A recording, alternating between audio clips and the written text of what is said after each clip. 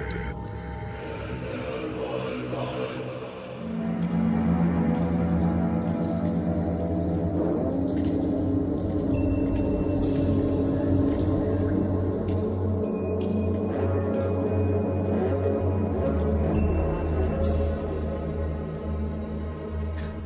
and welcome to a brand new show on the Paranormal UK Radio Network. I'm your solo host now, Andy Mercer. As you may know, if you've been following the network, I used to have a show called the Transatlantic Power Radio Show, which was good fun to do. It was a 2-hour show that covered most elements of the paranormal world, but the last few shows kind of wandered far more into the world of the esoteric and the occult, etc. So I thought it would be nice to actually have a show on the network that was just about those topics, the esoteric, the occult, etc. Having said that, I will be doing some shows on the paranormal. I haven't completely given up on the idea of ghosts, etc. So there'll be something I will still explore. In fact, I've got an interesting guest coming up next year, 2018, which I'm absolutely really pleased to have coming on the show, talk about a project of his own that he was involved in a few years ago that at the time caused quite a stir, and I'll get that to another time. I've also got a fairly regular co-host, my friend Richard Ward, who's on the next show as well, talking about a topic he knows a lot about, and I'll have a few guest co-hosts as well as guests who are talking about what they're working on, so hopefully you'll enjoy it. Anyway, tonight is the first show, the inaugural show if you like, which is actually extracts from the conference that we organised back in September on traditional witchcraft.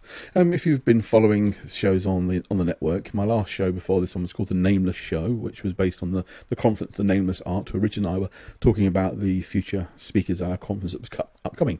I did record the whole conference. Unfortunately, there were some technical problems with a couple of the speakers, and the 5 went down to 2 recordings. My own one did come out okay, but because mine was mainly visual, a lot of stuff on the projector screen, so it was difficult to introduce that as an audio. And unfortunately, Richard's, there was problems with the bass, and it's very bass heavy to the point of being a bit muffled in places. At the conference, it sounded fine, but unfortunately, listening to the recording afterwards, it was affected. And there was a technical problem with the first speaker. The microphone wasn't turned on, so we didn't catch the first speaker. So of the 5, you have 2 of the speakers, which I think most would agree were very good speakers. It's Martin Duffy talking about his work with effigies and poppets, which is the old, what people used to call voodoo dolls, which of course they weren't voodoo at all. They were actually old British witchcraft dolls with pins stuck into.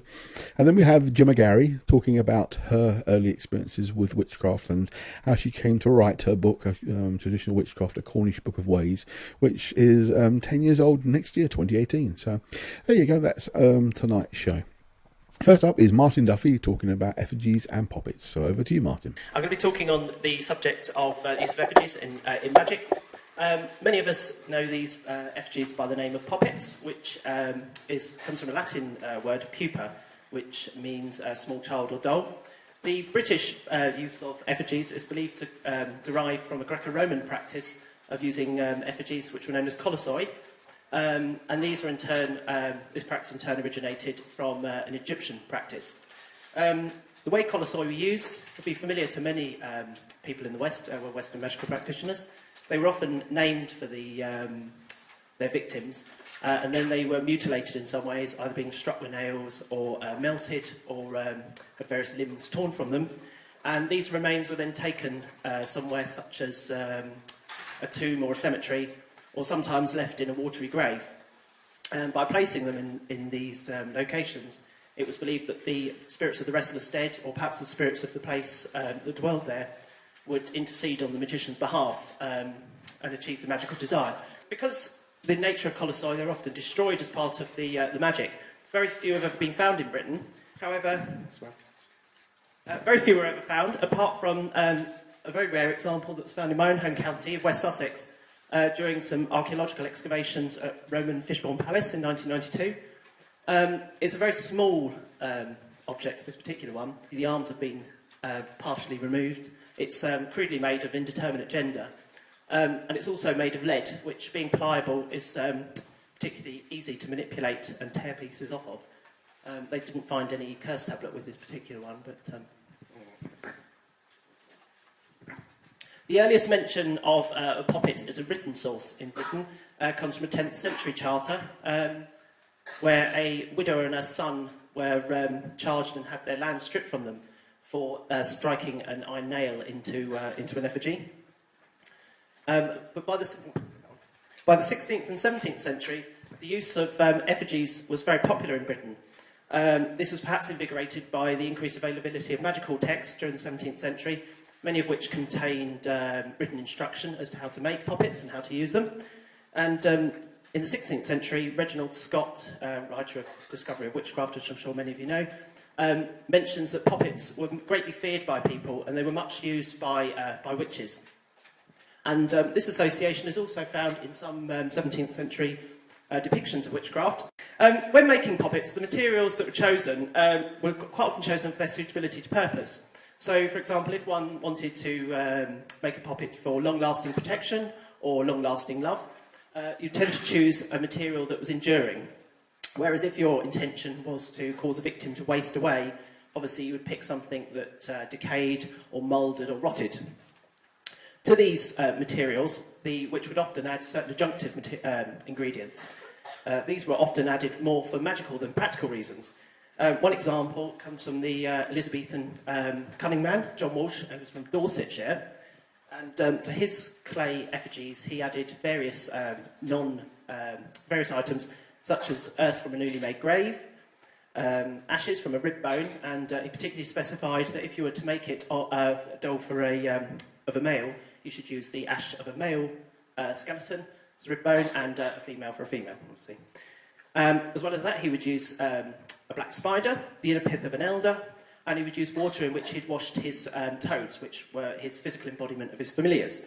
Now, it can be seen that none of these things particularly add any physical property to the clay. They don't make it any more pliable or any more malleable.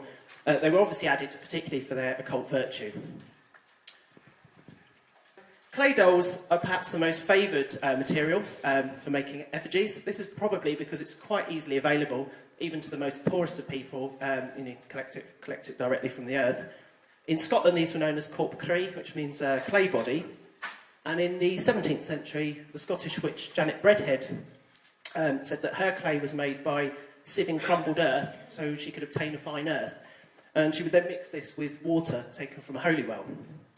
One of her contemporaries, the Scottish witch Isabel Gowdy, who most people have heard of, said that these two items should be mixed together whilst reciting a charm that was taught to them by the devil. And by saying this over the pot whilst kneading the ingredients together, the charm essentially becomes an ingredient that's added into the spell, so it kind of becomes bound into the material. Gowdy called this clay medium a moon paste, and there are various references to moon pastes. Perhaps most pertinent is a Highland recipe, where the moon paste is made from clay that's been dried, crumbled and sieved, water that's collected from 7 wells, and herbs that have been collected under certain lunar phases. These ingredients were taken to a churchyard at midnight, and they were kneaded together under the light of the full moon, all the while making chantings and widdershins turnings in order to draw the power of the moon down into the moon paste. Once this moon paste was compounded, it could be used for many ends, whether to bless or curse, depending upon the witch's desire. Wax was a particularly common material for making puppets. It was normally either cast in moulds or quite often sculpted. The wise woman of Stepney, the 19th century wise woman, Mary Nelder, she used to carve her wax effigies using small bones, which had been kind of carved into carving implements. Several of these were baculum, the mammalian penis bone, and it's perhaps thought that these were used specifically for carving dolls that were intended for love magic. Quite often, wax was pigmented for curses, normally either a black or a red pigment. For example, in 1579, Mother Style and the Abingdon witches would stick a briar thorn into a red doll of red wax, which was probably a red sealing wax. And in 1665, the Somerset witch Margaret Agar made puppets of black wax. This was probably like black sealing wax was pigmented by lamp black or soot. Cloth dolls are quite often stuffed with ingredients pertinent to the spell, which is a handy thing about cloth. It's much easier to put things into. Cloth dolls are particularly potent when they're made of material that's been in contact with the victim, such as their clothing or handkerchiefs or bedding.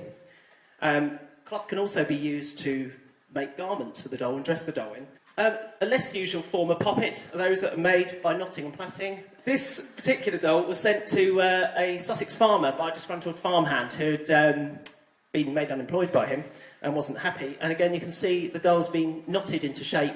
In my previous one, you'll see I used a knot for the head. In this instance, it's a loop. And you can just about see the pins in the head and where the stomach would be, where you can kind of see just by where the arm comes in, where the pins were struck. Another material used for making puppets are roots, and particularly favoured are roots that are bifurcated because they lend the likeness of legs and so make the doll look more human-like. Particularly popular in Britain are mandrakes and bryony, the latter of which was also known as English mandrake. Traditionally in Britain, white bryony was used for carving male dolls and black bryony for female dolls. And in 1656, the Oxfordshire botanist William Coles wrote that witches would sometimes carve effigies of people into bryony or mandrake in order to represent the person they intended to curse or normally curse in this instance. Mandrake and bryony are also used for spirit dolls. Again, his collection from the Rochelle collection, housed in the Museum of Witchcraft.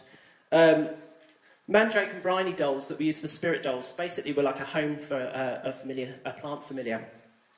And these plant familiars could secure numerous boons for the practitioner. Other roots were also used for making effigies, although bryony and mandrake are probably the most well known. In Sussex, in 1916, a woman was suffering from chest pains, and why she was looking around in a chimney, I have no idea, but she found a doll that was carved from a turnip, in her likeness with 2 pins struck in its chest.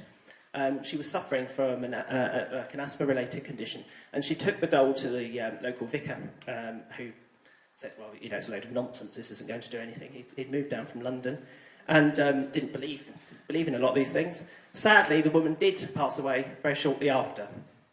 Another example of a root used for a doll comes from the Isle of Man, and that was a deadly nightshade root that had been left to blacken, of course black being a colour traditionally associated with deathly powers. And this was found struck through with nails and placed in a small hinged coffin-shaped box. Even rarer still is the use of animals as effigies.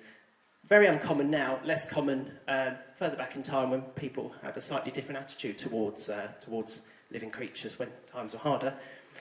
These animals were quite often named for a victim and treated as a living substitute for the victim. They would quite often, sadly, be tortured or killed in order to exact a curse. And particularly favoured for this were toads or frogs. The use of toads for cursing is also known of in Somerset. One particular witch would name her toads for victims and then fry them alive in order to curse them. Other organic materials commonly used for effigies are salt dough, which again could be blackened with soot, and bread dolls, which, because they moulder and rot, again tend to be used for curse dolls as well. Being resourceful in nature, witches have often pressed more modern materials into the service of ancient arts, and one example is the use of plastic dolls. Another practice, modern practice, is the use of photos as puppets. These are quite often pinned to the doll. This is obviously a naked doll. It's been knitted to look like a naked woman, and the victim's photo in this instance was being pinned to the heart. Was made to successfully curse a woman who had slept with another woman's husband. Other times the puppet itself was used. The photo itself was used as a puppet. There's 2 examples here. The left one has been set fire to and then extinguished, and then it's the practitioner has blown around the outside, which has singed the edges. Although these are modern practices, there are historical exemplars where portraiture was used in a very similar way. For example, in 1603, when Elizabeth I lay dying, her ladies-in-waiting found a Queen of Hearts playing card nailed to the underside of her chair, and it was nailed through the forehead. Now, in this instance, it's quite clear that the Queen of Hearts playing card was being used as a representative of Elizabeth I, in the same way that court cards are used in modern times as significators in cartomancy. Another example, just 3 years later, concerns a witch from Hertfordshire, who was caught in possession of a chest which contained human bones and human hair. and a quasi-anatomical chart, at the centre of which was a heart, and from this radiated various arteries, and around the outside of this were limbs and organs were depicted. When the witch wished to curse her victim, she would basically take a pin, strike it in the part she wanted to around the outside, and by the aid of the hair and bones and her familiar spirits, again emphasising the use that it's the spirits that are helping in this particular work, the victim would be cursed in that part. If she wanted to do away with them entirely, it should strike it right through the centre into the heart. Dolls are traditionally sculpted to resemble their victim. This draws on an ancient principle that part of a man's spirit is encoded in his bodily proportions, and that by having a representation of these bodily proportions, the witch has power over that particular individual. And by manipulating that proxy, a corresponding effect happens upon the victim.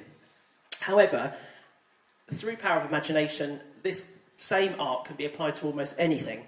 For example, in 1490, there was a witch called Joanna Bennet from London. She would name just a normal waxed paper for her victim, and she would light it out of with the idea that as the candle diminished, the life force of the victim in whose name it had been baptised would diminish with it. And in the 16th century, a Norfolk witch, Mother Gabley, she caused sailors to drown by labouring eggs in a pail of water. In 1872, the publican of the Barley Mow pub in Rockwell Green, who was the seventh son credited with magical powers, cursed his victims with onions. Basically what he would do is he'd write the victim's name on a piece of paper, and he would then pin these to the onion, strike them with pins, and then, as you can see, he's kind of put a metal thing through and cord it at the bottom, which he'd then use to hang in the chimney. This is a very common method of cursing, hanging in a chimney. Another method of binding a poppet to its victim is through the use of hair and nail clippings. This is probably the one that's familiar to most people. And because these ingredients contain victims' vital essence, it kind of forges a link between the two things. Typically, the hair or nail clippings are sewn into cloth dolls or pressed into clay and wax effigies. In the 16th century, for example, an effigy was made of the Earl of Derby, and his hair was twisted and it was pressed into the doll from the belly through to the genitals. Another way of doing it was to make a cavity in a poppet, which is very easily done with wax or clay, which could then contain the mummy. This practice was also used by a West Country witch, Madame Delacour. She similarly slotted the ingredients into the back of the wax dolls and would then place them into a coffin, as well as the hair and nail clippings and rags soaked in fluid excretions such as urine, blood, etc. She also placed pieces of paper with the spells written on them, or sometimes ashes of them. Now, it's quite interesting because there's a book on Romany life called In Gypsy Tents by an author, Francis Groom, who was written in 1880, and he recounts an instance of a Welsh gypsy called Bob, and Bob's wife potted off with a man called Will Solomon, and Bob wasn't very happy and went to a cunning man in order to get his revenge. And this cunning man said to Bob, what you want to do is you want to go and get a toad, and you want to strike it through the chest and the back thickly with pins.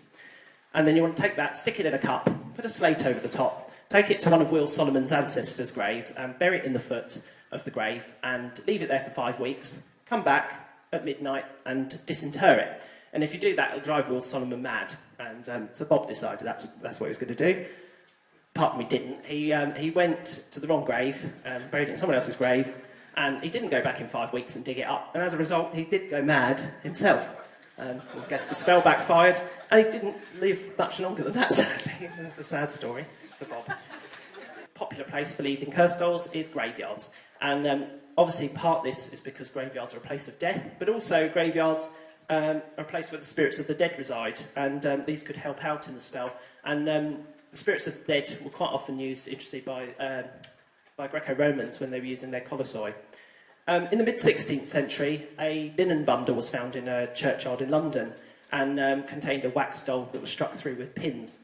And interestingly, a bystander said, although it was placed in a graveyard, which we think was a good location, he said the spell would have been much more effective if it had been placed in a dunghill. It's quite interesting then, going back to the example of the doll of Elizabeth, which was also placed upside down in a dunghill, so it's obviously considered a particularly potent place to leave them. Other than in locations, poppets are sometimes placed in containers, which shut the power in. Most popular are coffin-shaped boxes for curses. A particularly famous instance of dolls placed in coffins, of course, are these ones here. The 17 miniature coffins, sometimes known as the fairy coffins, that were found in June 1836 on the northeastern slopes of Arthur's Seat in Edinburgh. Each of the coffins contained an 18th century wooden doll that had been dressed in men's clothing. The reason these were made is still unknown. At the time they were made, when they were found, a common theory was that they were made by witches as curses, although some thought perhaps they were buried as a mock burial to lay the restless ghosts of those that had been lost at sea. There's a very odd theory that does the rounds occasionally, that they might represent the victims of Burke and Hare, which is a slightly odd one because all of the dolls in this cachet are all dressed in men's clothes. Yet only 3 of Burke and Hare's victims were men. The rest were all, other than a child, were all women. And the person's gone to great effort to dress them in male clothes. Obviously, it'd be a lot easier to wrap a bit of fabric round and call it a dress than to sew up down the middle and turn it into a pair of trousers. I think that's probably quite an unlikely theory. Besides coffins, they were sometimes placed in vessels, which, going around the effigy, basically encircles the poppet with the spell. This vessel has basically a similar effect to the act of circumambulation in ritual, and also the winding of thread around the thing. It kind of contains and constricts. An example of this is an old pickling jar that was found in a public pond in Yeovil in Somerset in 1854. It contained 3 pin-struck poppets and a lead tablet. So again, kind of echoing that idea of curse tablets and effigies. It was common in use by the Greco-Romans. The lead tablet contained various magical sigils, including the planetary seal of Saturn. It's obviously the regent of death. And this same seal was also found carved on the poppets' chests. The back of each doll were carved with the words sudden destruction, legal and moral, which corresponds to Agrippa's assertion that if you were writing a curse, you would write it on the back of the doll. And the back of each doll was also marked with the victim's name. One of those victims happened to be suffering from an illness at the time, and when the bottle was opened, the afflicted individual spontaneously recovered, which demonstrates how when dolls' curses are found and the enchantment's broken, which is another reason for hiding them. The complex nature of that particular assemblage tends to suggest it wasn't done by a normal person, but probably by a cunning man or a cunning woman, because of the use of the magical seals and signs and the way that it conforms to instruction in various magical texts. Okay, I was going to go through several uses of effigies, but we'll stick to one. Effigies can be put to many uses, as we've seen, and this is limited really only to the imagination of the practitioner. The most common uses are obviously those that drive man in most of endeavours, normally love, sex, revenge, power, those sorts of things. I'm going to look at, see if we've done a lot of curse dolls, we'll look at loved ones. There you go. End on a positive. Commonly for love magic, dolls are often paired. This is an example from my own collection, not done for any particular purpose, but for a picture. One example from the 15th century was the Duchess of Bedford, who wanted to arrange the marriage of her daughter to King Edward IV, and for that purpose she made 2 lead images. And we don't know if those were tied together or not, but it shows the use of 2 together. But a very similar method, which doesn't use effigies, which goes back to how imagination can be used to make anything represent the victim, is this one here, which is a charm from the Museum of Witchcraft. It's 2 twigs, obviously to represent the 2 parties, being tied together and bound with red sealing wax, red obviously having association with love, and a spirit of desire was conjured within to stop the man from straying, although what sort of relationship's based on that? It's rather questionable. Do one last one, which is from the grimoire of a 17th century cunning man, Arthur Gauntlet, and this is a particularly interesting method because this charm is very similar to Greco-Roman practices. Basically, he says you should make a wax doll in the hour and day of Venus, obviously goddess of love. The name should be written on the forehead, which, as we've seen, is a common theme, and this should be then held over the fire whilst reciting the charm. And I've put the charm here. And this one's really interesting because this very last line, that she shall not sleep nor take rest nor do anything else, is nigh on identical to many of the curse tablets that are found with Colossae, where the woman was bound to satisfy the desire of the magician by forcing her not to sleep, not to rest until he got his way. So I did say I was going to finish on a nice one, but I'm not entirely sure that's that nice. I think I'll end it there. So is that all right? Okay, thank you for listening.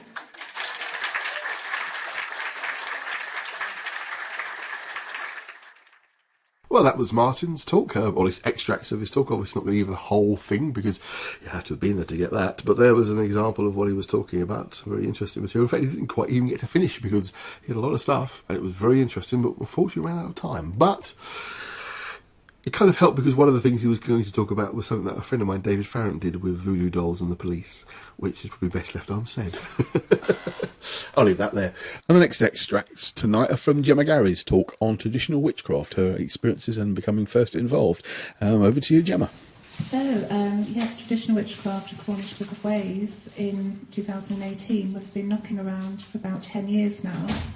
So I thought I'd like to reflect on the book, how it came about and the various ideas and practices that it contains. Foremost, of course, the book came out of my own ideas and experiences, so it might be helpful to share something of this background.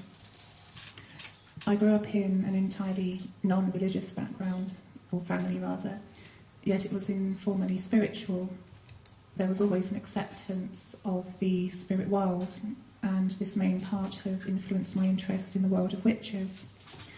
However, my fondness as a child for fairy tales and the fairy tale figure of the witch was very important to me as well. My interest was naturally piqued at school when, in the school library, I happened to find books on witchcraft and folk magic.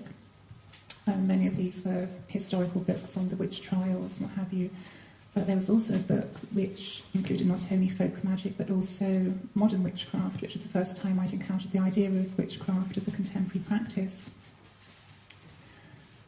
In my late teens, I began attending a ritual group run by a lady called Geraldine Andrews, an artist in Cornwall.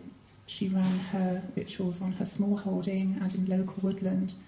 These were inspired by classical paganism and the goddess movement, which was quite an important and influential movement within the Cornish pagan and earth mysteries movement in the 1980s and 1990s. During this time, I was also lucky enough to find booklets by Kelvin Jones. These were sold in a very old-fashioned bookshop in Penzance, and I don't know if any of you have found any of these booklets, but I understand they're quite sought after these days because a lot of them are out of print. Some of these were written by Kelvin himself, and many were selected reprints of old antiquarian and folkloric material. And as a teenager with very little money to spend, they were very valuable sources of information for me. Growing up in West Cornwall, also, I was surrounded, of course, by an ancient ritual and magical landscape. My grandparents had an interest in the ancient sites and would often take me out to visit these places, and I was fascinated by the traditions of ritual and magic that were attached to some of these sites that I'd read about in the books I'd managed to collect. Of course, a huge influence on me was the Museum of Witchcraft and Magic in Boscastle, which has been touched upon in other talks. The core of its collection was amassed by Cecil Williamson and attributed to the working wayside witches of Cornwall, Devon and Somerset. With the total eclipse of the sun in 1999, there came a shift of focus for me. I seemed to move away from working with the large pagan group rituals and move towards a more personal and intimate magical practice. This was based on operative magic, based on material I had access to, and experiments within the landscape around my parents' village. I was also able to give my work a simple ritual structure through friends I had encountered in East Anglia, and they introduced me to the Robert Cochrane material, so I was able to base a very simple ritual structure to underpin the magical workings. Although solitary working was now firmly established as my main approach to witchcraft, which it still is today to a certain extent, I still had a desire to work with others on occasion, although not the large pagan gatherings I had attended before, but on a more private and intimate level. And so I became involved with a couple of small Cornish covens. One of these was an Alexandrian coven and the other a Gardnerian one. There was much that I loved about these rituals. They were very beautiful, but they seem to lack, for me, a focus of the law, ritual and magic of the Cornish landscape. And that's, of course, not to say that Gardnerian or Alexandrian Wicca doesn't possess these things. It's just that those two particular covens didn't seem to have that as their focus. I was to enter another coven, which was quite different. This one was based in West Penwith. This little group was fully immersed in the West Cornish landscape. And it possessed fairy faith. Its central theme and spirits were drawn directly from the lore of the valley in which it was nestled. The group's approach was very much the result of its interesting and rather mixed background. Although this included Gardnerian witchcraft, there was much that was not very Gardnerian at all. For example, those who led it bore the titles devil and maid instead of high priest and high priestess. The altar was marked by the forked stang, and there were much uses of silent mill dances around the central fire. An important influence on the group was Joe Wilson, the correspondent of Roy Bowers and founder of the 1734 tradition. The group's devil or magister had known Joe Wilson whilst he was stationed in the UK with the US Air Force, and first visited him in 1970 and attended one of his meetings. Through Wilson's publication, The Waxing Moon, the magister had also entered into correspondence and friendship with the hereditary Welsh witch Ruth Wyn Owen, though later she didn't use the word witch to describe herself. He met with her on various occasions, and with one of Chalky White, who invited him to attend the ritual meetings of the Regency in Queenswood, Highgate. Through the witch Brownie Pate, he was introduced to the occultist and surrealist painter Ethel Colquhoun. It is very evident in her art and her writing that she was very much inspired, both artistically and magically, by the West Cornish landscape. When the magister formed his first ritual group, Ethel Colquhoun was an occasional member. In this group we find the embryo of what was later to become the coven. Although the rituals were very influenced by the Regency, Cornish folklore was always a central influence, and Cornish names were introduced for the seasonal festivals. In time, I was to learn that the coven and its associates had connections with what claimed to be an old craft lineage, into which I was also eventually initiated. This had found its way into Cornwall from the Black Country and was part of a family of known old craft orders which originated in the north of England and part of Scotland. And it seems to be the case that a lot of these orders that claim to be old craft seem to come from the north. There's something interesting happening up there. It is noteworthy that a central tenet of this lineage appears to have been the adoption of local gods, law and places of power in whatever landscape it found itself settling in. It was not very long after joining this that I had been elevated to the sole magisterial position. The coven's maid had left in order to give birth, and the devil stepped back to allow me to take the reins, and it was the coven's practice anyway to pass leadership on a fairly regular basis to stop things from stagnating. During this time, some of the rites and practices I had developed in my solitary work were welcomed, adapted for group use, and adopted by the coven. I found myself writing and leading the cycle of seasonal rituals, and the idea was floated of me producing a handwritten black book for the coven. I took up my own working notes and began the process of refining and developing them into a workable system. This, however, took me a long time amongst the distractions of mundane work, and although the coven's black book never manifested, what I did eventually produce became Traditional Witchcraft, a Cornish Book of Ways.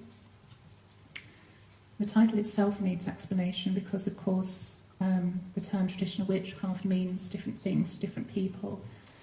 So it would be helpful to give my usage of the term, which is to describe those forms of witchcraft which draw inspiration from historical forms. This includes both the operative solitary form of witchcraft, drawing upon the magic of the White Witches and the cunning folk of the 19th and earlier centuries. It also includes the group form of witchcraft, the witchcraft orders, the initiatory orders, which emerged into public view in the 1960s. These often tend to draw upon historical witch beliefs, regional mythology, folklore and custom for the basis of their organic rites. As both these kinds of witchcraft form the basis of the book, I thought Traditional Witchcraft seemed an apt title. The book discusses a few of Cornwall's famous 19th century practitioners of magic, such as Tamsin Blythe with her husband Jenny Thomas, who would produce small charm bags for their clients. These contained such things as written charms, grave earth bones, teeth and special powders. Tamsin was described as a peller. This is a word which has aroused much debate, continuing to the present day, because it first occurs in Cornish literature remarkably late, I think in the mid-1800s. So it's not found in any of the earlier texts dealing with Cornish language words. In the 1880 Glossary Index of Words used in Cornwall by M.A. Courtney and Thomas Quiller Couch, peller is listed as meaning a conjurer, a cunning man applied to in supposed cases of bewitching. Tamsin Blythe is said to have claimed to be of the peller blood. This suggests it to perhaps be a hereditary position, or perhaps even referring to an innate virtue in the sense that some modern practitioners speak of witch blood without necessarily intending a heredity of familial descent. While some regarded peller to be a Cornish dialect word as a contraction of expeller, others believed it to be an original word of the Cornish language, and in 1938 Robert Morton Nance, in his listing, described it as peller, a white witch, one who removes spells, peller, a remover from pelli, to remove or drive out, akin to the Welsh pellau and the Breton pelaut, the root of which is pel, meaning far. A Cornish-speaking friend informs me that in unified Cornish, pelli would be pelhi. The he makes an adjective into a verb. Glan is clean, so glanhe is too clean. Pel is far, and so pelhe is to send far away, to expel or banish.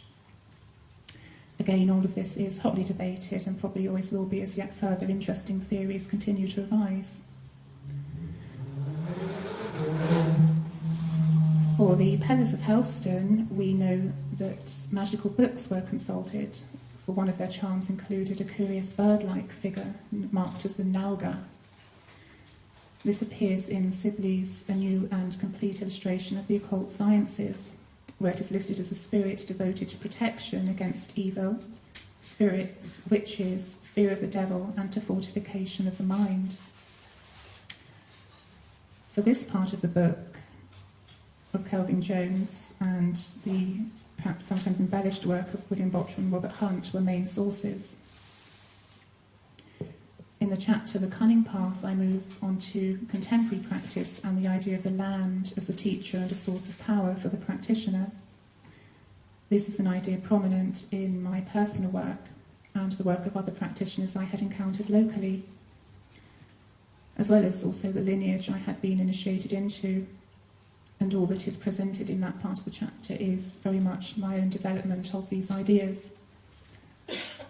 First, we encounter the idea of the red serpent as the vital spirit force which resides in the land. In various cultural mythologies and in occult tradition, we find that the spirit is symbolic of the telluric forces within the land, the currents of the earth. It is a generative force of wisdom and vision. It is representative of the divine fire in the material earth. In Cornwall, this symbolism has an established place within contemporary magical thought and some followers of the Earth Mysteries movement. The serpent is a key feature in the writings of the late Hamish Miller, and in the writings of Cheryl Strafford, she wrote of the serpent as an ancient symbol of earth energy. A particularly evocative and perhaps romantic account is found in Robin Ellis's articles, which appeared in Main Manvro in the early 1990s. Here, Ellis vividly describes the serpent energy of the land as being particularly concentrated on Cornwall's Lizard Peninsula. There it is known as the snake's breath, and drawn upon by members of a local Peller cult for wisdom, vision, and healing power. Cecil Williamson wrote of the magical properties of snakes to West Country witches, and his museum collection includes 2 necklaces of snake vertebrae which are worn to confer magical power and spiritual insight. Cecil Williamson would describe places of power as pulse spots, and he wrote about an interesting method for drawing the earth's potency along a forked staff. He related also that witches of the region would tread serpent-like maze dances in pulse spots to conjure forth the power of the earth. The chapter also discusses communication with the spirit world and the practices of divination using corpse roads and styles. This is an old Cornish magical tradition recorded by 19th century folklorists, where the practitioner would sit at night upon a churchway stile in order to consult with passing spirits for information. Stiles are naturally liminal in nature, often being openings or crossings in the hedge, and are therefore perhaps ideal locations for otherworldly communication.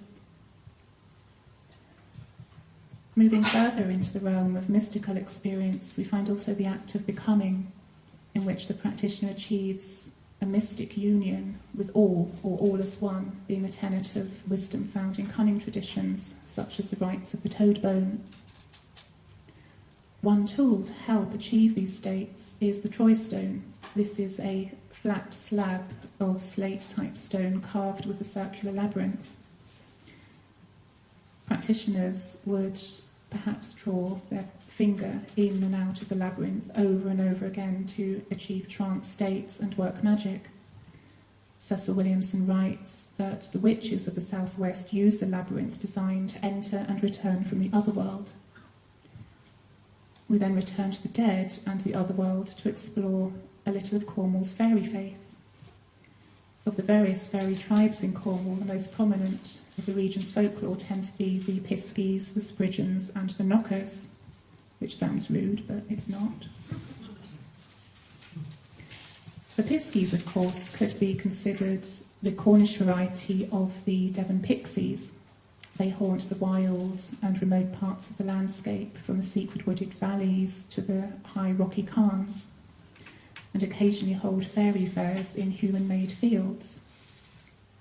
Also known as the Pobl Veen, the little people in Cornish, they are thought to be the spirits of the ancient pre-Christian ancestors, but also the ghosts of the recently dead.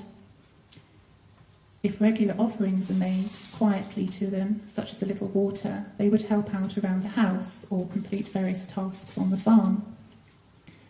If offerings were not made, they could become mischievous. They were regarded as being angered by laziness and those who slacked in their household chores, pinching them black and blue. This belief, of course, was particularly handy for those who wanted to frighten their servants into working that little bit harder. However, the Piskies were also angered by cruelty, greed, and the miserly, and so the wealthy would do well to treat and pay their servants fairly. Turning now to the Knockers, we find the old spirits of the mines. They, it seems, were quite kindly disposed to humans, leading miners to rich lodes of ore and warning them of danger, provided, of course, that offerings of food were made to them. Less welcoming of humans, though, are the Spridgeons, who haunt the ancient monuments of the ancient ancestors and guard any treasure buried at those sites. Folklore records that trying to disturb such sites in search of treasure will cause the Spriggans to emerge from the earth, at first the size of ants, but growing to gigantic stature to terrify the intruder. Many of the old folkloric texts are a rich source of information on Cornwall's fairy tribes, especially the fairy faith in Celtic counties by Walter Evan Wentz, and many of Kelvin Jones's publications. We come now to a particularly mysterious figure with a chapter on the Bucca. I had encountered this figure in folklore material as a teenager, where he is described variously as a mischievous member of the fairy tribe, or as an ancient deity. In the 1911 fairy faith in Celtic countries, the Bucca's dual nature is hinted at, with mention of the Bucca Dhu and the white Bucca, Bucca Gwydden. The difficult to determine nature of the bucca made him all the more intriguing to me, and so this strange spirit of elemental forces perhaps became the presiding spirit of my personal pursuit of the craft. I would also encounter the bucca again, hearing his name whispered around the fire as I worked in circle with others, for strikingly the bucca, I discovered, was a central figure in the craft of other modern-day practitioners of witchcraft in Cornwall, particularly in West Cornwall. Here he was perhaps regarded as the figure at the threshold between this world and the Cornish otherworld. He was a keeper of magic and the virtues of the land and the sea. In his association with storms, he seemed much akin to the folkloric devil and with Odin and the wild huntsman. In Cornish folklore, there seems to be a curious link between the bucca, the devil, and Odin. Centred on a mysterious rocky outcrop high above Newlyn, there is a stone called the Tolkien. William Bottrell recorded a tale which tells of the devil stealing nets from fishermen in Mousehole. The fishermen were, however, members of the church choir and chased the devil while chanting various prayers. In an attempt to escape this awful noise, he leapt up onto the Tolkien, leaving his hoofprint forever in the rock, and spat the word bucca 3 times at the fisherman before disappearing. In the 1886 Cornish Feasts and Folklore, the same tale features the Buckaroo, storm god of the Old Cornish, in the role of the devil. The Tolkien features also in another tradition recorded in the fairy faith in Celtic countries, in which the rock is inhabited by a spirit called variously the Tolkien Troll, the fairy of the Newlyn Tolkien, the Wandering One, or Odin the Wanderer. This spirit could be conjured to appear by speaking an incantation whilst holding 3 leaves, one of oak, one of ash, and one of thorn. When the spirit appeared, he would show you yourself in any form you had existed in a previous life, in any period of history that you care to mention. The divine status of the bucca is hinted at in the traditions of fishermen and farmers making offerings, perhaps for favourable weather, which would provide safety for fishermen and yield increased harvests for farmers.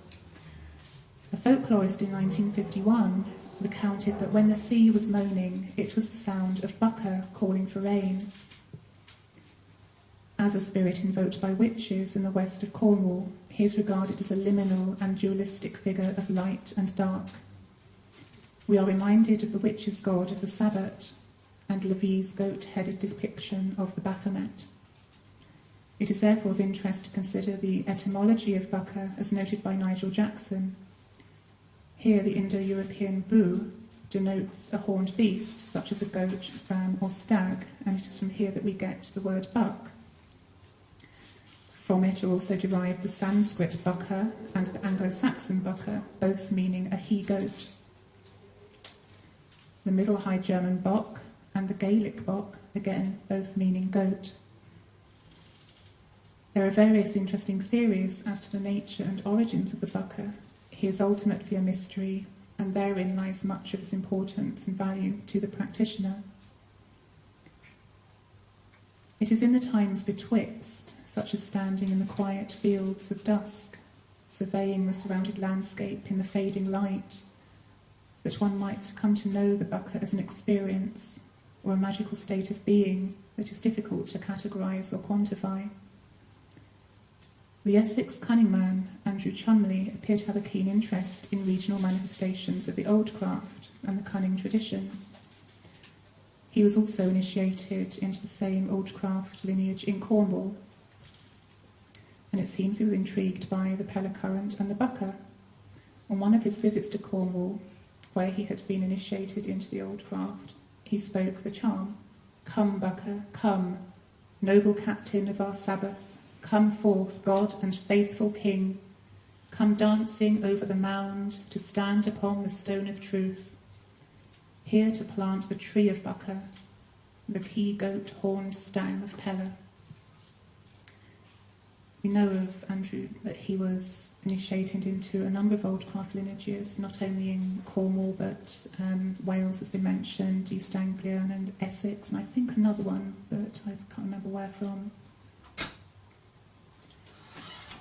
Among some contemporary crafters in West Cornwall, the buckaroo was associated with the horse and with the skull-topped pole osses. This may be because of the traditional associations of the horse with the wild hunt, with the devil and with Odin. Also, there is a tradition that a carved horse head was found secreted inside the tower of Paul Church in the area traditionally described as the seat of Bucker's worship. The horse has an important place in various craft recensions, and some contemporary lineages hold that the horse is representative of travel between the worlds, passage, and the seasons, the vehicle of power and magical force. Therefore we find the horse associated with stangs, riding poles, and the broom. Turning now to the chapter Places of Power, we return again to operative magic, much of which takes place in the practitioner's own home. The magical places of the home are those that are liminal in nature, the points of ingress and egress, such as the doors, windows, and chief of all, where magic is concerned, the hearth and the chimney. There are a wealth of charms and magical practices which are traditionally performed at the hearth, offering substances such as salt or dragon's blood thrown into the fire for curse lifting and love spells, respectively. And has been mentioned before today, many magical items are traditionally concealed within the chimney, such as the pin and thorn stuck hearts we've seen. These are installed as counter curses. The churchyard is, of course, a place of power in traditional magic. In Devon and Cornwall, we know that practitioners used grave earth, graveyard dust, and disinterred human bones and teeth in the making of charms, as well as using the churchyard for the setting of magical rites. Some of the various tools described in the book will be familiar to modern traditional witches, such as the forked staff or stang, as used by my parent coven. The forked staff, as a magical tool, does have interesting precedents in Cornwall. Folklore tells of witches using a staff to aid their conjurations, and the tradition of the Batavern ghost gives a particularly interesting account, which is supposed to have taken place in the 17th century. It tells of a conjuring parson conducting a ceremony to exorcise a ghost, which involved marking a magical circle in the ground with a pentacle at its centre. In the ground, in the midst of this, was stood a forked staff of rowan. The magical forked staff appears also in Cecil Williamson's collection. He wrote that witches in the southwest placed great store in forked talking sticks, the end of which is stuck into the earth. It's positioned at an angle so that the two forked branches of the stang or staff rest against the eyelids of the practitioner, and the earth pulse is drawn up the shaft of the staff to stimulate and open the practitioner's third eye. And this produces visions of the past, present, and future. The broom is, of course, another tool familiar within the modern traditional craft. Other kinds of sweeping tool attributed by Cecil Williamson to West Country witches include the goose feather sweepers. These are made by binding feathers with wax or goose fat and are used to ritualistically sweep desired influences in or undesired influences away, using the right or left hands accordingly. Other sweeping tools in Cecil's collection are formed of switches of bramble lengths or twigs. The ends are set alight, and the smoke of the bramble example is used to exorcise negative influences, while the twig version is used to draw in helpful spirits, particularly if the twigs chosen produce a particularly sweet-smelling smoke. Hagstones are naturally hold flints. They are well known for their protective uses in folk magic. However, one example in the museum is described as a tool of weather magic. The stone would be strung on a length of cord and whirled around and around in the air, with the witch adjusting the speed as they worked to either raise or lower the wind. The bases of the altar described in the book as being staff, stone, flame, and bone. was developed from my parent coven's practice, which was to use the staff, stone and flame. Water from rain or dew was always present on the altar to give a self-blessing of anointing upon entering and leaving the circle. A model of a skull was sometimes used, as was the antlers with a portion of skull attached. Here the forked staff or stang is of course representative of the old one. He is a threshold again between the worlds and a bridge to their virtues. The stone is the hearthstone and the omphalos, the foundation. The flame is the light betwixt the horns, the flame of enlightenment that illumines the path ahead. The bone of the altar represents, of course, the ancestors, the old one at the threshold and the first initiator. Sometimes a full skull is used, and this serves also as an oracular device in certain rituals. The ascribed virtues of the crossed ways are found in various forms of traditional witchcraft, and the familiar spirits of these virtues, the crow, snake, hare and toad, were partly present in my parents' coven. They were developed and continued within my personal work and within the work of my present group. The virtues of the crossed ways were invoked into the compass, where the cauldron sits at its centre above the fire, which represents the group will. In the old coven, rituals were preceded by gathering wood for the fire as a communal act. This strengthened the idea of combined will. In my present coven, the fire is blessed by all present with their working knives. These are symbols of the individual will, coming together at the fire of group will. When the fire has been blessed, the knife blades are raised to touch above the fire in unity. The mill, or walking the round, is performed as an act of meditation, conjuration and invocation, as well as stirring virtue in to the working. The mill, of course, is found in the forms of craft which have been influencing my parent coven, such as the rites conducted by Ruth Wynne Owen and those of the Regency, etc. Cornish dances such as the snail's creep and serpent dances were also used in this way.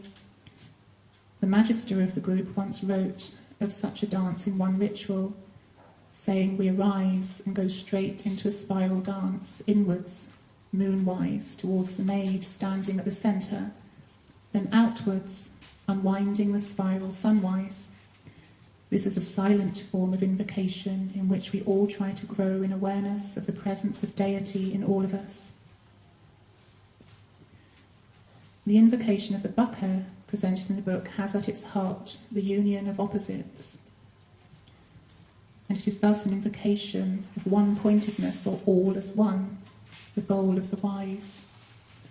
The arms crossed at the chest form the upward and downward pointing triangles, conjoined as a six-pointed star, marking the union of opposites, the upper and lower world, and the four ways of the crossroads, as well as union with the spirit invoked. The consecration of the communal feast, which is named in the book The Troil after the Cornish name for a celebratory feast or dance, is, like the invocation to the bucker, a rite of union. The position taken is to kneel on one knee. This is a position betwixt all, being neither entirely kneeling, sitting or standing.